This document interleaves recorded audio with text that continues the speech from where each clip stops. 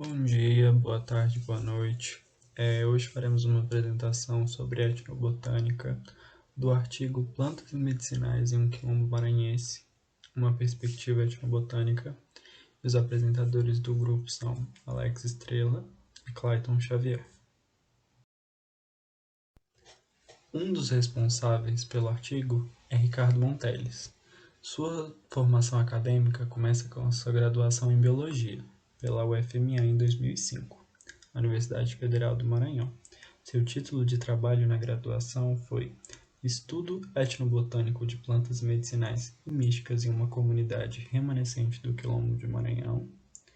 Seu mestrado em Agricultura Amazônica, em 2009, teve como seu título Etnoconservação e Apropriação Social dos Buritizais no entorno do Parque Nacional dos Lençóis Maranhenses, com final em 2009, na Universidade Federal do Pará, e o seu doutorado, mais recente, com fim em 2020, foi em Ciências do Ambiente e Sustentabilidade na Amazônia pela UFAM, Universidade Federal do Amazonas.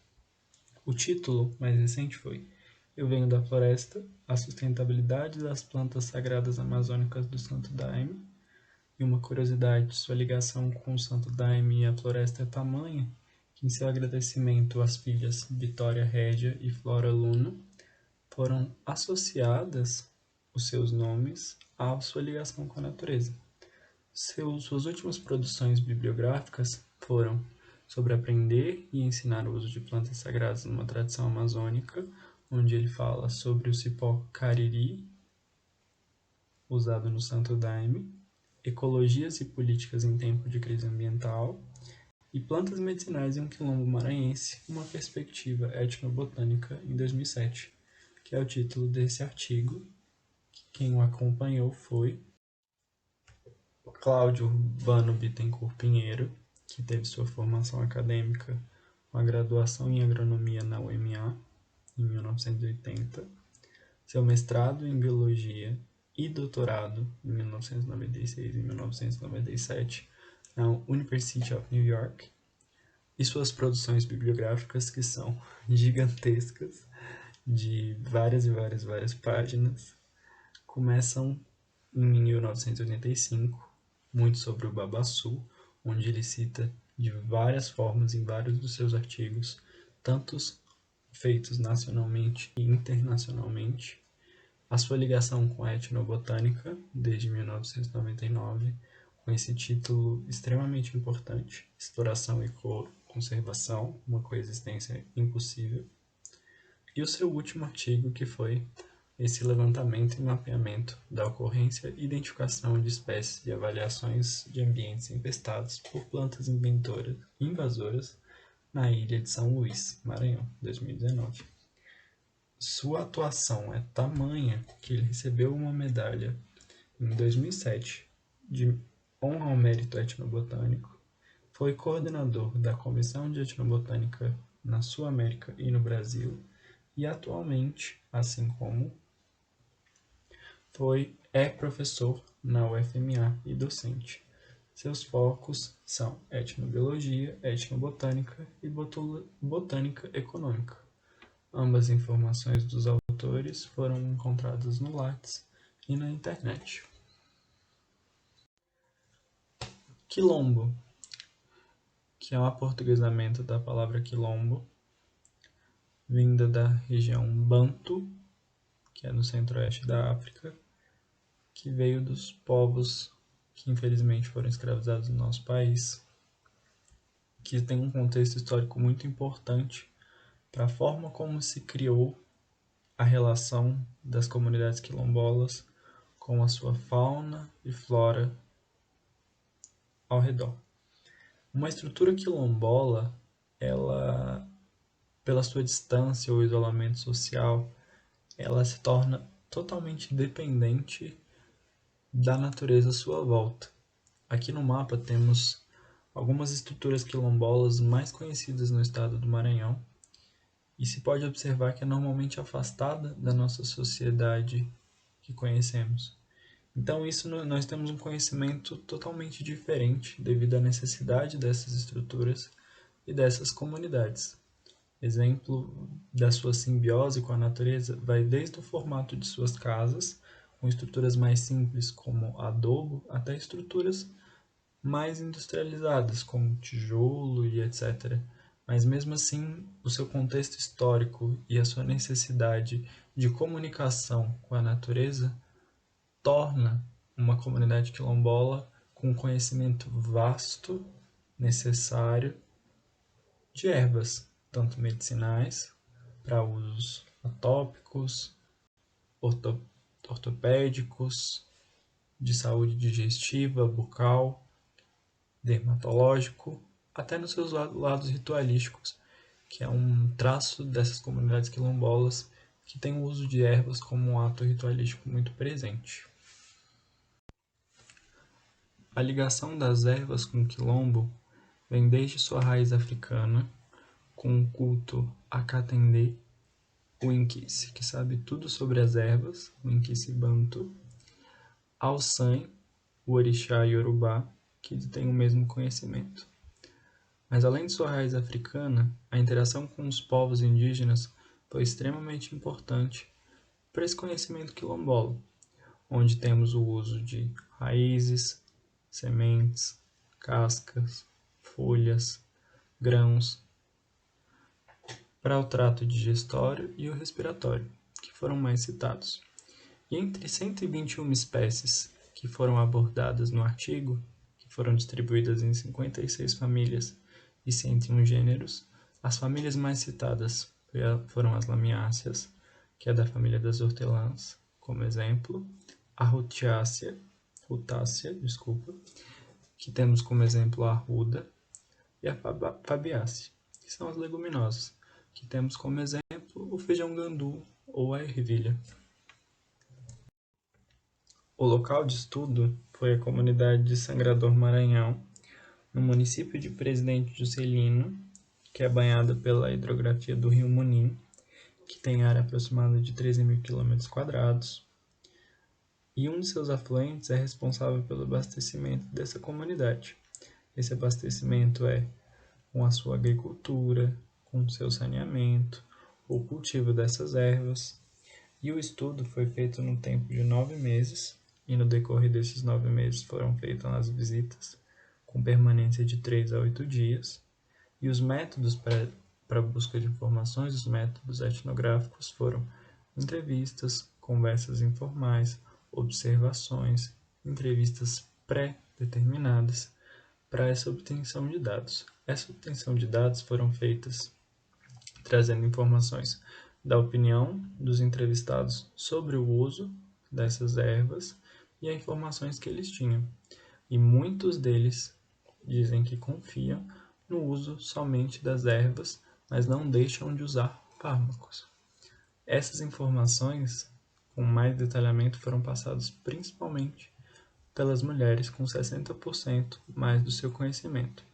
Essa coleta de dados foi feita buscando a forma de uso, utilidade, nome popular, como utilizar e, quando possível, pegar uma possibilidade reprodutiva daquela espécie.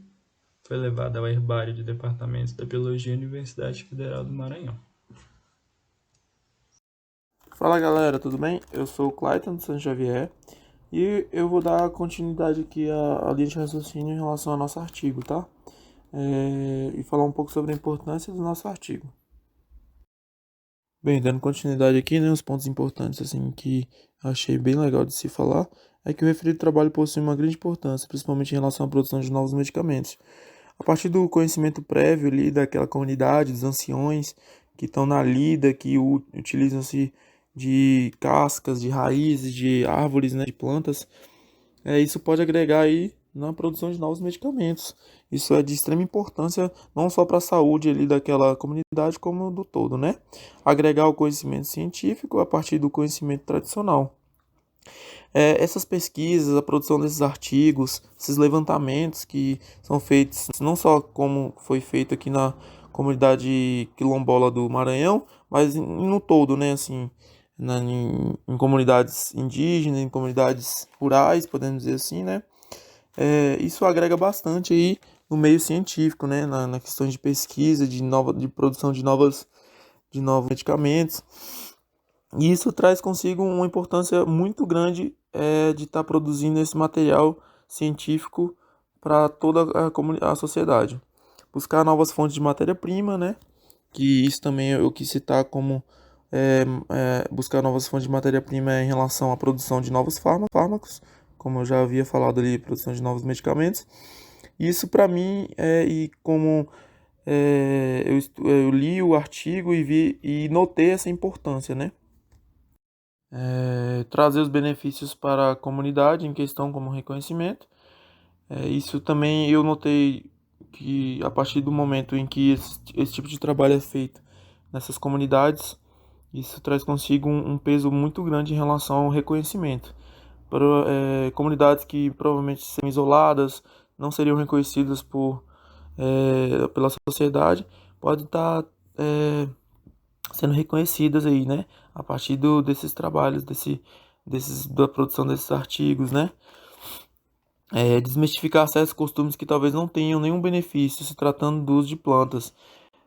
Quando eu falo isso, eu digo em relação a quando a comunidade em si ali, ela utiliza de automedicação através de plantas, de raízes, de cascas, né? Pode haver ali um costume que não seja eficiente, né? Em relação à cura mesmo.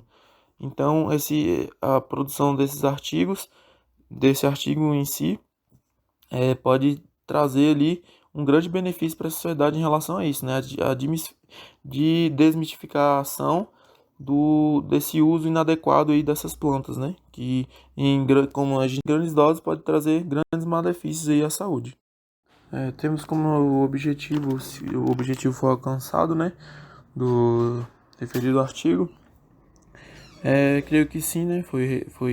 O objetivo foi alcançado, que temos como resultado a definição e o levantamento de espécies utilizadas pela comunidade local.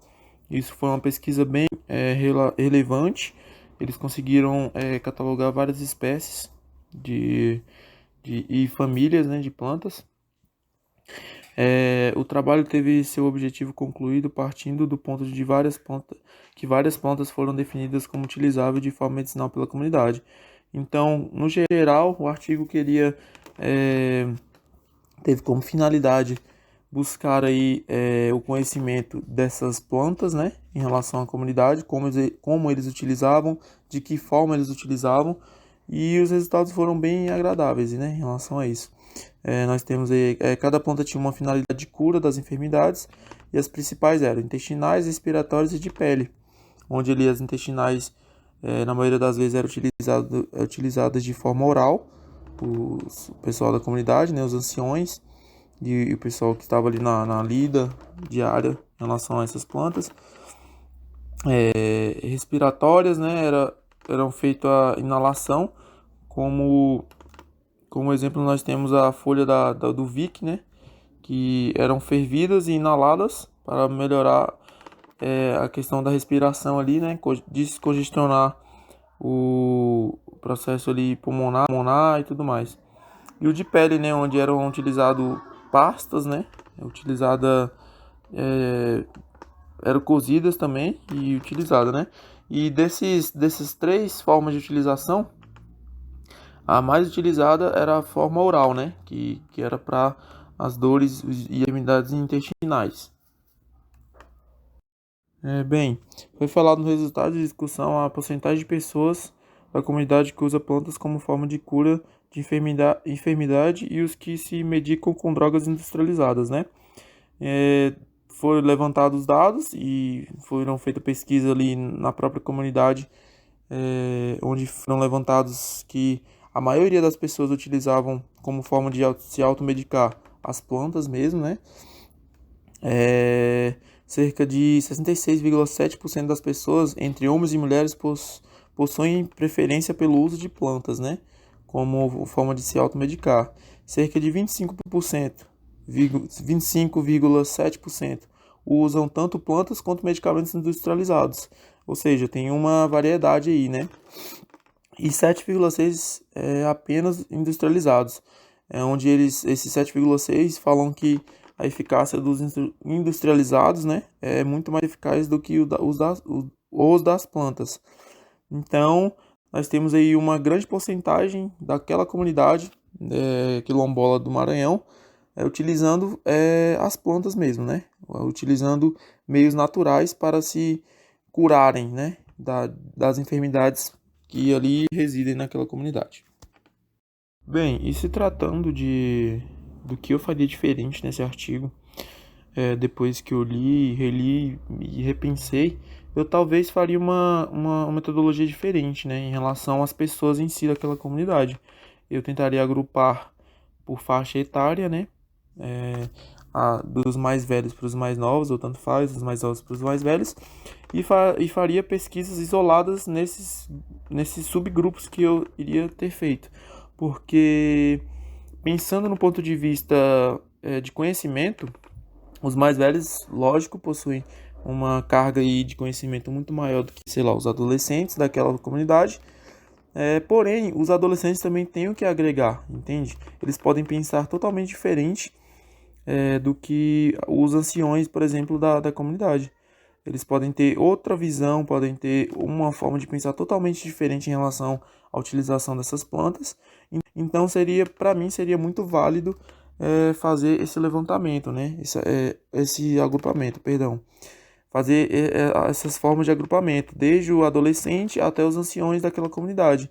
Porque, ao meu ponto de vista, o ancião tem um pensamento totalmente diferente daquele que está ali na faixa etária entre 20 e 30 anos e o conhecimento do que está entre a faixa etária de 20 e 30 anos é totalmente diferente do adolescente, entre 12 e 18 anos, né? Entre 12 e 16 anos, podemos dizer assim.